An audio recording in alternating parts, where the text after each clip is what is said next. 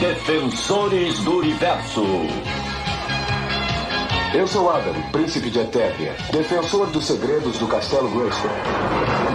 Este é Pacato, meu melhor amigo.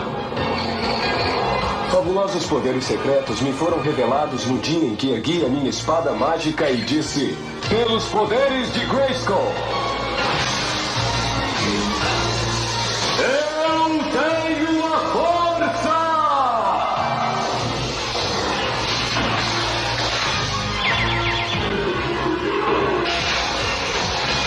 Pacato transformou-se no possante gato guerreiro e eu me tornei He-Man, o homem mais poderoso do universo.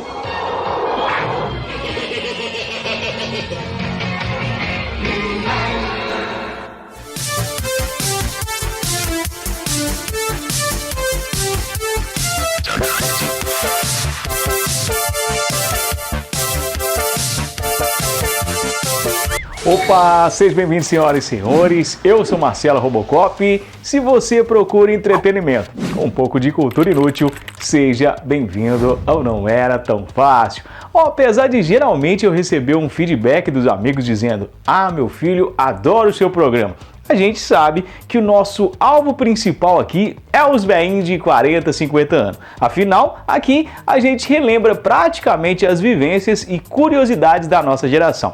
Mas é claro que se agradar os pequenininhos, nós também fica feliz demais. E já que a gente falou sobre quarentões, no programa de hoje vamos homenagear um personagem que atravessou gerações e recentemente completou 40 anos. E vocês já sabem de quem eu estou falando por causa dessa abertura ridícula do programa de hoje, que eu faço questão de deixar bem claro que eu fui obrigado a fazer e só fiz pensando no dinheiro que eu recebo pelo programa, porque afinal todo mundo sabe o que tem que fazer para pagar os boletos no final do mês.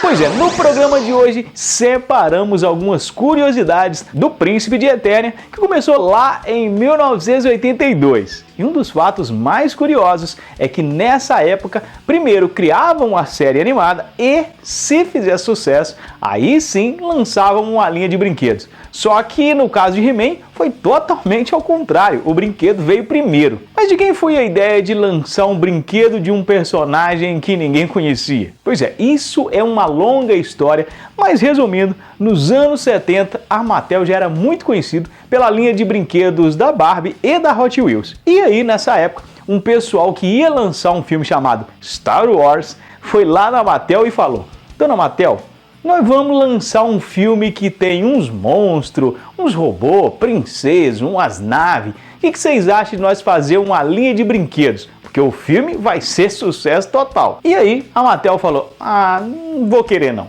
Passa mês que vem. E aí o pessoal da Star Wars foi lá e ofereceu o projeto para Kenner, que era uma empresa de brinquedos mais humildes. E adivinha o que aconteceu? Pois é, a Kenner apostou no projeto e fez uma operação-tarefa para lançar os brinquedos junto com o filme, e o negócio deu tão certo que os brinquedos da linha Star Wars explodiu as vendas do Natal de 1977, fazendo a Kenner faturar rios de dinheiro. E aí, a Mattel, vendo a oportunidade que desperdiçou, pensou: já que o negócio é fazer brinquedos de filme, vamos licenciar logo uns dois. Pegaram o lançamento do Flash Gordon, Fúria de Titãs, e lançou um monte de brinquedo baseado nos filmes.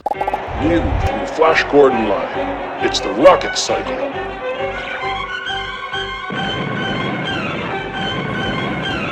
Só que o negócio não deu muito certo não, e esses brinquedos acabou se tornando um grande fracasso. E por isso, a Mattel decidiu fazer algumas pesquisas para descobrir o que realmente agradaria as crianças. E é aí que entra a história de um cara chamado Roger Sweet, que era designer da Mattel, e foi ele que na época recebeu a missão de criar um novo personagem de sucesso para a molecada. Primeiro, ele fez umas pesquisas e percebeu que o que fazia sucesso entre as crianças era militares, espaço e vikings. E partindo dessa informação, ele criou um homem militar com cabeça de tanque.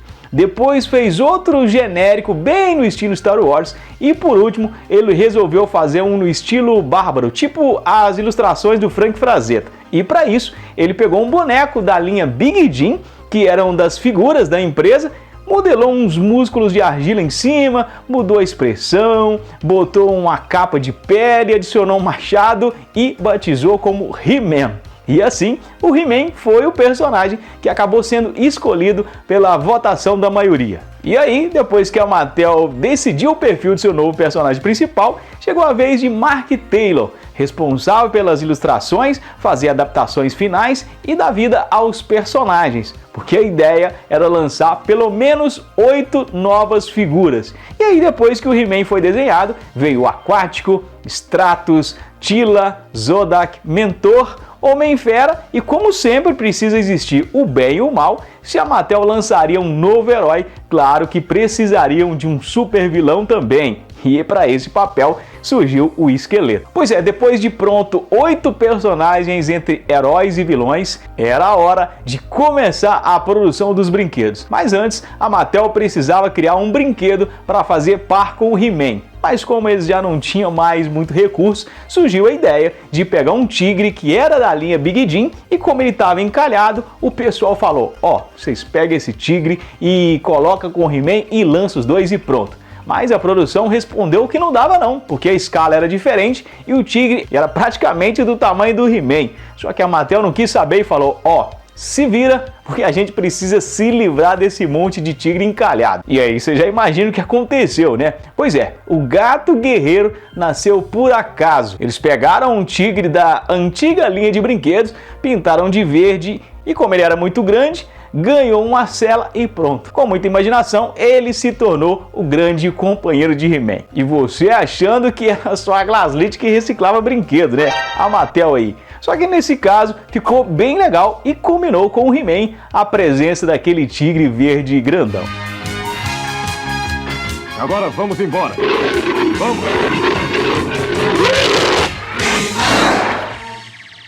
Depois de tudo pronto, em 1981, a Mattel começou a produção dos bonecos. Mas como ninguém conhecia o He-Man, a tática da empresa foi criar revistinhas em quadrinhos que vinham de graça junto com cada personagem. E aí, em 1982, a Mattel já tinha vendido 38 milhões com a linha de brinquedos He-Man. Mas mesmo assim, muitas lojas não se interessavam pelo brinquedo, porque como ele era direcionado para crianças de 5 anos e nessa idade a maioria delas ainda não sabe ler, o pessoal olhava meio que desconfiado. E foi aí que a Mattel decidiu encomendar uma série animada. O projeto inicial foi oferecido para a Hanna-Barbera, mas como não houve interesse, a nova empresa escolhida para produzir a série do herói de Eternia foi a Filmation, que já tinha uma boa experiência com produções de desenhos animados. E aí, durante um ano, a produtora trabalhou para produzir 2 temporadas e 130 episódios. E aí, depois do lançamento da série He-Man, em 1983,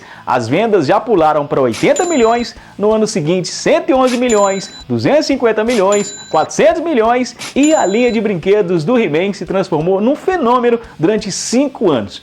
Agora mais uma curiosidade sobre a série animada do He-Man. Uma das coisas que mais me chamava a atenção na série era que, apesar de ser desenho animado, os movimentos dos personagens eram extremamente realistas. E você sabe qual é o segredo? Então, o realismo é porque a série utilizava um recurso chamado rotoscopia, que basicamente é quando eles usam atores reais e depois recriam os movimentos frame a frame do desenho original sobre cenas reais. Então é por isso que o movimento do desenho era tão sensacional. Mas depois de quase 5 anos de recorde de vendas dos brinquedos He-Man, em 1987 o negócio despencou. As vendas caíram de 400 milhões para 7 milhões. E aí a Mattel tentou reacender a força de He-Man, só que de maneira errada, porque lançaram um filme live action de qualquer maneira e claro que o negócio foi um fracasso e passaram vergonha 2 vezes, porque o filme era ruim demais e eles ainda tentaram lançar mais brinquedos dos personagens desse filme. Now you can live the adventure with Sauron, Gwildor and Blade.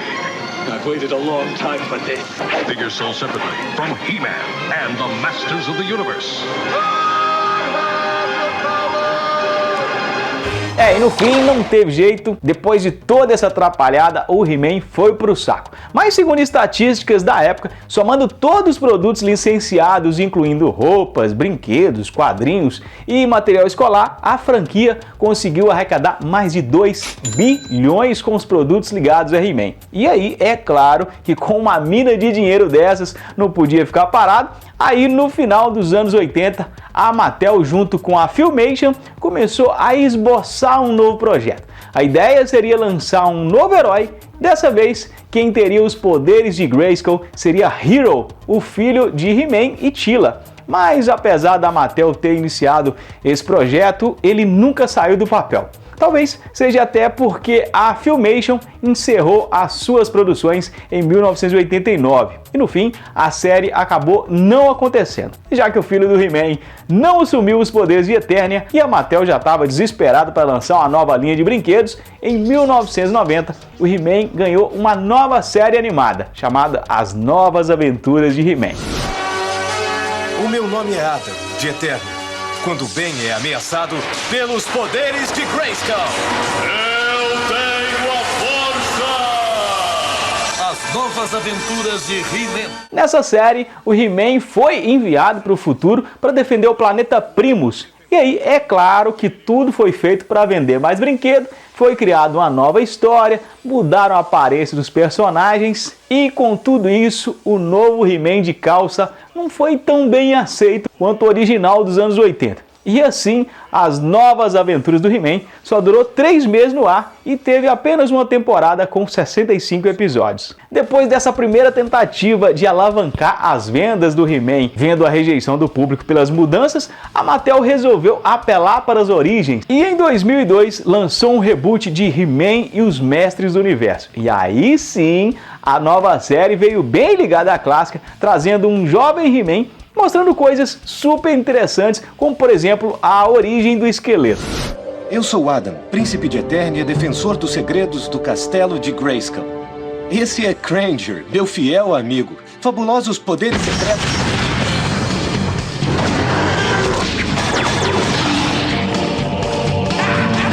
Pelos poderes de Grayskull.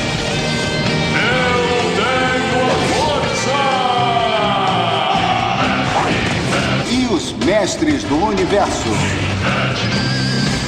A série de 2002 teve 2 temporadas e 39 episódios. E no caso, agradou muito mais os fãs da série clássica e também a molecada mais jovem que não conhecia o herói. Mas nem de longe teve o mesmo sucesso dos anos 80, nem a série e nem a venda de brinquedos. Mas em 2021, o He-Man voltou com força total quando ganhou uma série na Netflix.